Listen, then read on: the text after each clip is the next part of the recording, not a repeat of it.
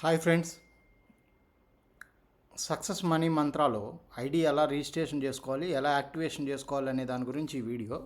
So ఒకసారి చూద్దాం. నా సీనియర్ నాకు రిఫరల్ లింక్ పంపించడం జరిగింది. సో ఇప్పుడు నేను ఈ రిఫరల్ లింక్ పైన ప్రెస్ చేస్తున్నాను. ఓకేనా?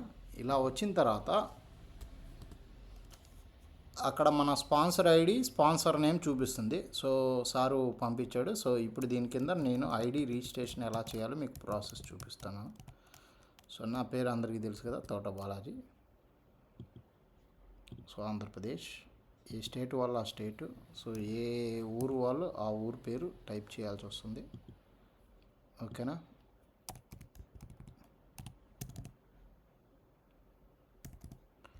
సో ఫోన్ నెంబర్, తర్వాత మెయిల్ ఐడి.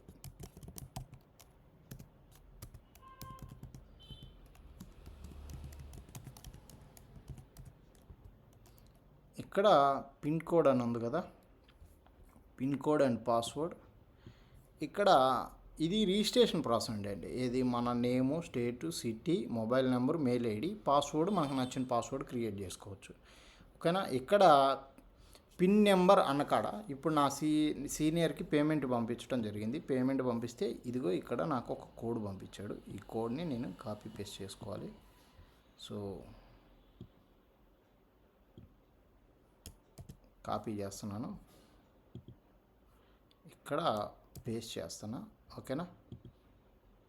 సో ఆ పిన్ అవైలబుల్ అని చూపిస్తుంటుంది. ఓకేనా? పిన్ ఇన్ కేస్ యూస్ చేస్తుంటే నాట్ అవైలబుల్ అని చూపిస్తుంది. ఓకే, ఇప్పుడు నేను పాస్వర్డ్ క్రియేట్ చేసుకోవాలి. పాస్వర్డ్ క్రియేట్ చేసుకున్నాను. ఓకేనా? ఇప్పుడు నేను సైన్ అప్ అని కొడుతున్నా. ఓకే, సైన్ అప్ అని కొడితే నాకు ఐడి, పాస్వర్డు, ట్రాన్సాక్షన్ పాస్వర్డు. ఓకేనా? ఈ విధంగా వచ్చిన తర్వాత ప్రొసీడ్ టు లాగిన్.